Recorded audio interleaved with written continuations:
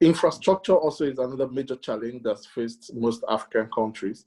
And according to the African Development Bank, Africa needs roughly 170 billion annually to address infrastructure gaps. So what, in your view, could be done to leapfrog infrastructural development, tying it in with economic growth for the continent? You see, I have always considered infrastructure to be the kind of the bedrock for our economic development. And until we get it right and we sustain the development of the agriculture, we cannot be able to succeed in other sectors. The social services can only better perform in a country wherein we have a solid infrastructure.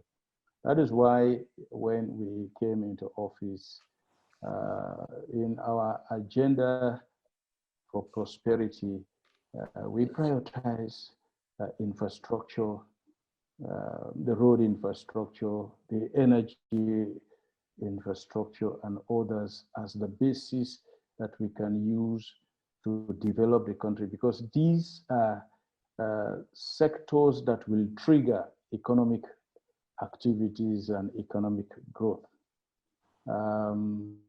We launch programs from the resources we acquired from the opening up of the country, investment and others, to the infrastructural development. We embarked on the greatest road infrastructural program in the country.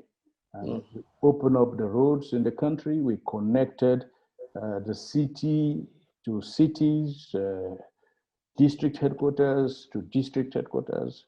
We opened up the marketplaces, the agricultural places, and the country was like a works yard. Everywhere there was something going on, and it was evenly distributed everywhere, with no exception, with no region benefiting more than the other. The same thing with electricity. I came in at a time when Sierra Leone was, Freetown, our capital city, was referred to as the darkest capital in Africa. But within 100 days, that transformed. And we expanded it to all of the regions and the districts. We increased access to pipe-borne water in the country.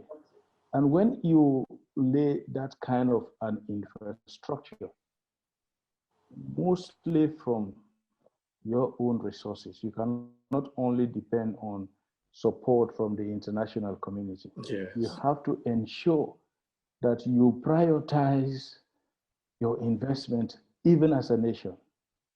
Resources from your revenue should go to infrastructure. It's like building a house. If you don't have a solid foundation, you're wasting your time. That is why I was quick in emphasizing that we have to ensure that, yes, we will partner with our development partners, we'll invite them to help us, but we have to provide leadership in it.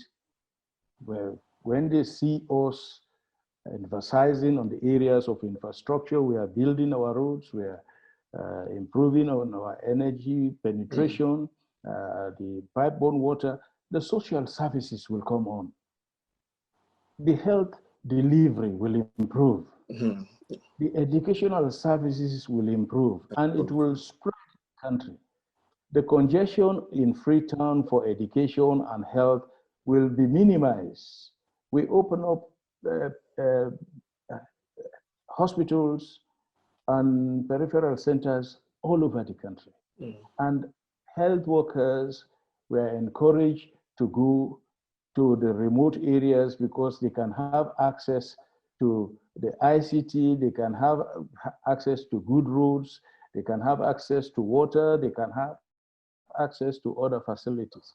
So this was what I believe I did, and this is what will, because there is no way we can continuously depend on international donors to Yeah. address our infrastructure.